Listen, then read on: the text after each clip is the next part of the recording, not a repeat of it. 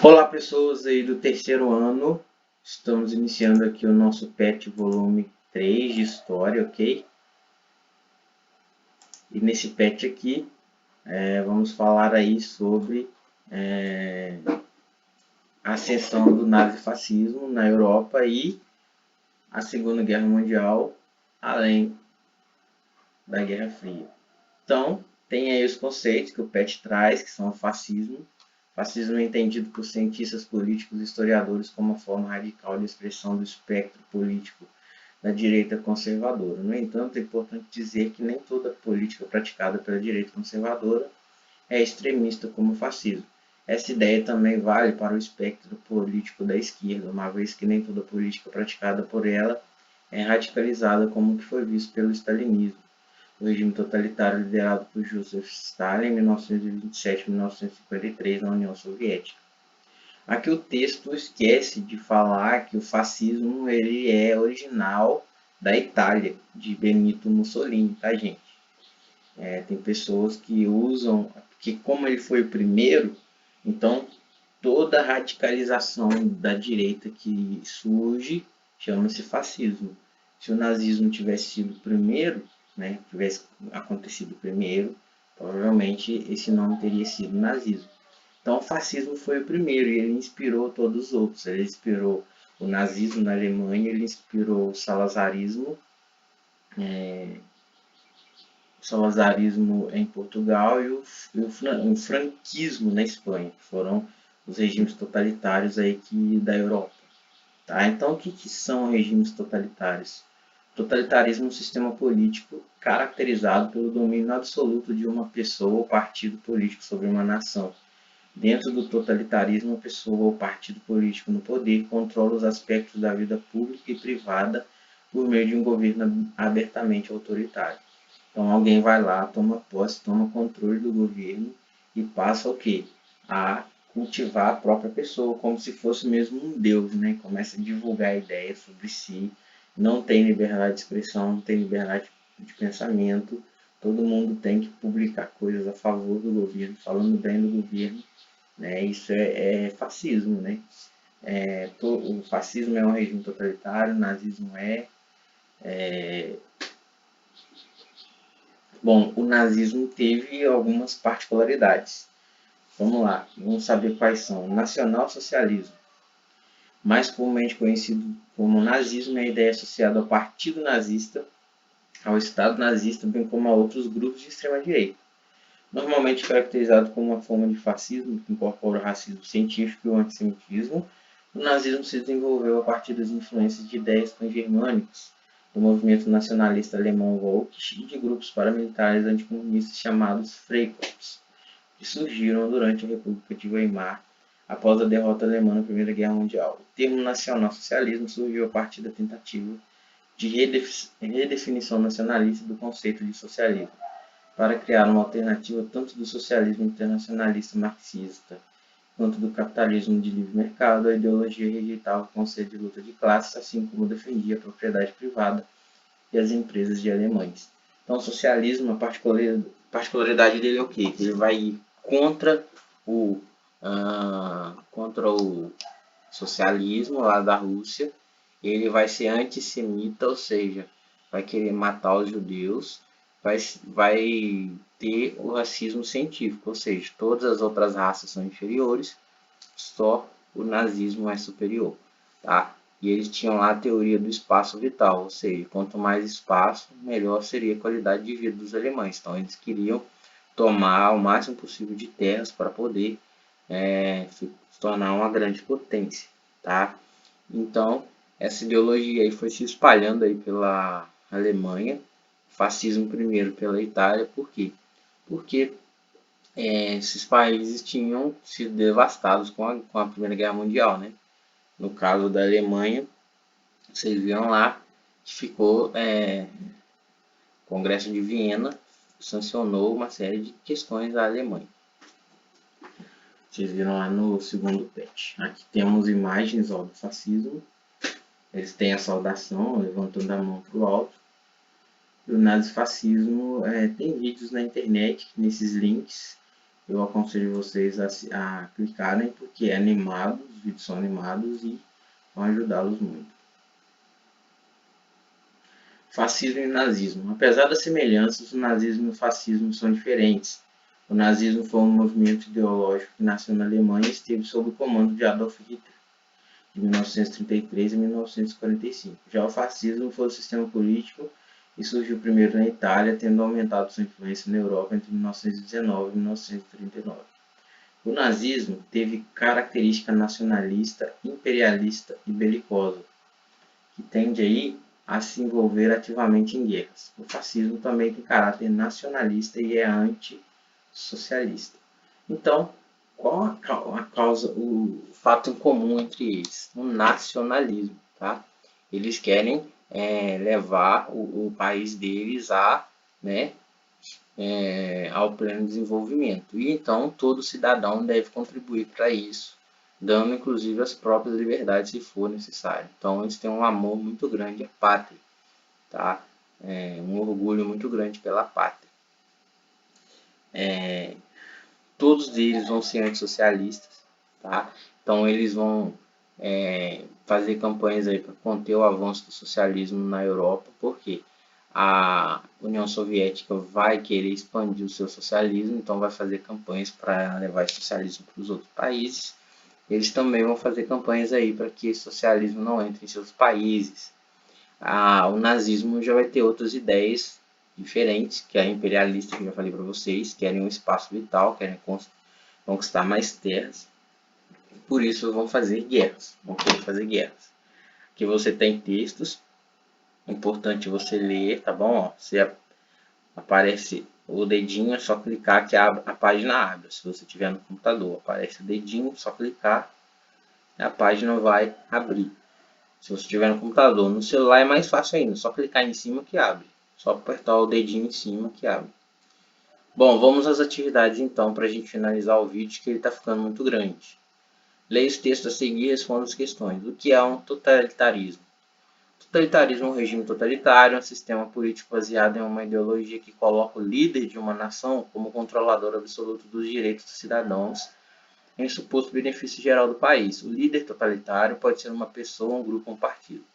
O governo totalitário exerce total controle sobre os meios de comunicação e, em geral, elimina as escolas particulares, forçando as escolas públicas a ensinar de acordo com as linhas do partido. A liberdade de religião também não existe em um país totalitário, pois só permite as determinadas pelo governo. Texto 2. O fascismo em marcha. O crescimento do número de comunistas e socialistas na Itália levou amplos setores da sociedade, sobretudo aqueles pertencentes às elites, a buscar alternativas para manter o capitalismo. A opção escolhida foi o fascismo, nome dado ao movimento criado por Benito Mussolini em março de 1919. Faixa italiana de combatimento, que em uma tradução livre corresponderia a grupos italianos de combate. Mussolini foi membro ativo do Partido Socialista até 1914, quando foi expulso por discordar da posição partidária que condenava a entrada da Itália na Primeira Guerra. A base de seu fascismo era formada por indivíduos de classe média que tinham 3 pontos em comum: oposição à democracia liberal, forte nacionalismo e ódio ao comunismo. O desempenho eleitoral do partido nas eleições de 1919 foi péssimo, não atingindo 5.000 votos. Mussolini então organizou a agremiação como milícia paramilitar com o objetivo de combater socialistas e comunistas. Os militantes vestiam camisas pretas e espancavam seus adversários por toda parte. Financiada por proprietários rurais e burgueses, a milícia cresceu espantosamente, recrutando ex-oficiais do exército ou estudantes jovens. Apenas no início de 1921, os esquadrões fascistas destruíram centenas de seções socialistas e sindicatos ligados a partidos de esquerda. Mussolini percebeu, contudo, que para ampliar suas bases era preciso adotar uma linha legalista. Assim, diminuíram os ataques aos membros do Partido Socialista e da Confederação Geral do Trabalho, contendo a violência de seus esquadrões. Transformou ainda sua milícia no Partido Italiano, que logo alcançou 200.000 filiados. Nas eleições de 1921, os fascistas elegeram 35 deputados para o parlamento. A esquerda continuava forte, mas sua divisão interna entre os que apoiavam a opção revolucionária e os que defendiam a participação eleitoral acabou favorecendo a ascensão do fascismo. Nesse contexto, o Partido Fascista, reunido em um congresso em Nápoles, decidiu marchar sobre Roma com o objetivo de reivindicar uma maior participação no governo. Em 28 de outubro de 1922, precedia da ocupação de vários prédios públicos, a famosa Marcha sobre Roma. Não encontrou resistência. Ao contrário, o sucesso foi além das expectativas. O rei fez Mussolini primeiro-ministro do Estado italiano. Os fascistas chegavam ao poder. Então, Benito Mussolini chegou ao poder após campanhas aí. Ele era jornalista e com esse movimento todo que ele fez, o rei resolveu colocá-lo como primeiro-ministro. Primeiro-ministro é quase que um rei, né? Ele faz todo o papel do rei para o rei poder ficar lá de boa, só curtindo a sua riqueza, né? Número 1. Por qual motivo o governante da Itália, Benito Mussolini, escolheu o fascismo? Então tá aqui, ó.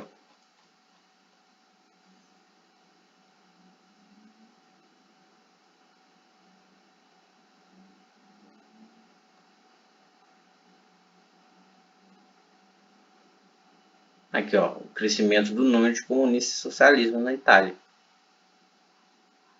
Tranquilão, né? 2. Qual foi a base do fascismo e quais pontos eles tinham em?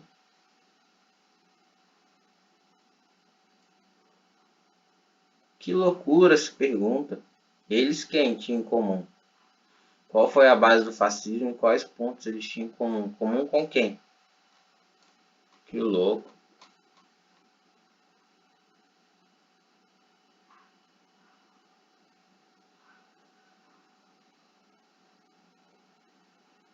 Olha lá, ó. A base de seu fascio era formada por indivíduos de classe média que tinham 3 pontos em comum: oposição à democracia liberal, forte nacionalismo e ódio ao comunismo.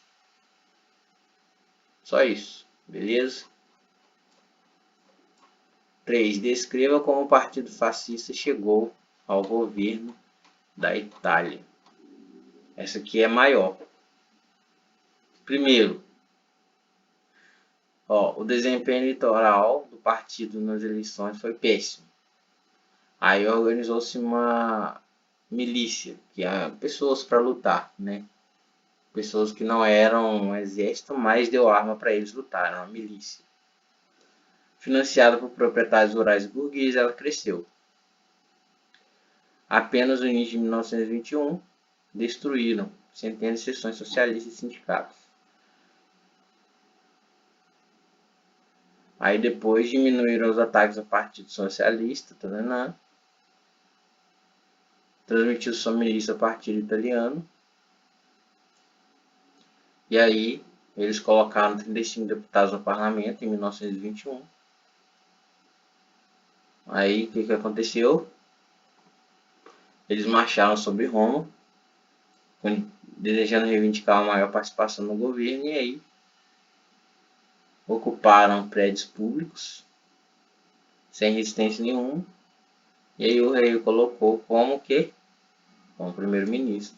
Então você pode até ir pausando o vídeo à medida que eu vou falando e colocando aí a sua resposta. Atividade 2. Analise o texto a seguir e responda a questão abaixo.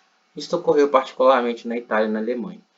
Os capitalistas desse país tiveram pela frente uma classe trabalhadora revolucionária que lhes ameaçava o poder. Por isso, deram dinheiro aos camisas negras de Mussolini e aos camisas pardas de Hitler, em troca de favores futuros. O principal favor era o esmagamento do movimento organizado da classe trabalhadora.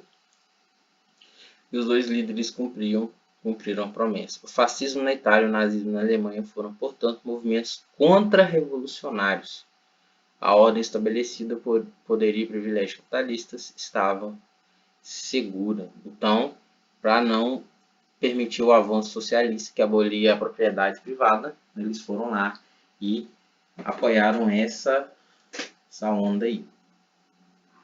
Explique por que o movimento nazifascista é definido pelo autor do texto como um movimento contra-revolucionário, porque ele quis conter o avanço do socialismo sobre a Itália. Facílimo. 3. Analise o texto a seguir.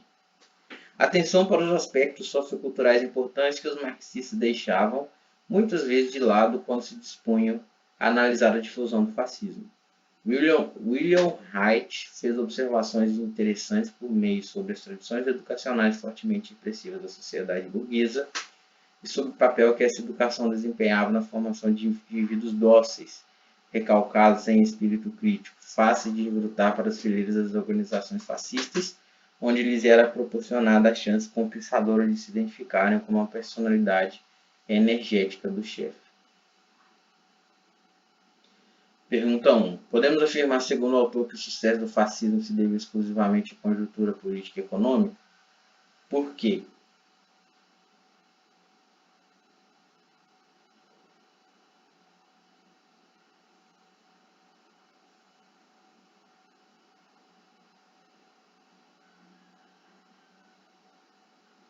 Tá vendo que para a gente poder fazer qualquer atividade a gente tem que ler o texto de novo depois se tiver dúvida? Então aqui ele está falando, ó, que a educação na época era precária, as pessoas não tinham o quê? Senso crítico de diferenciar que aquilo que eles estavam fazendo era muito perverso, tá? Então isso é por quê?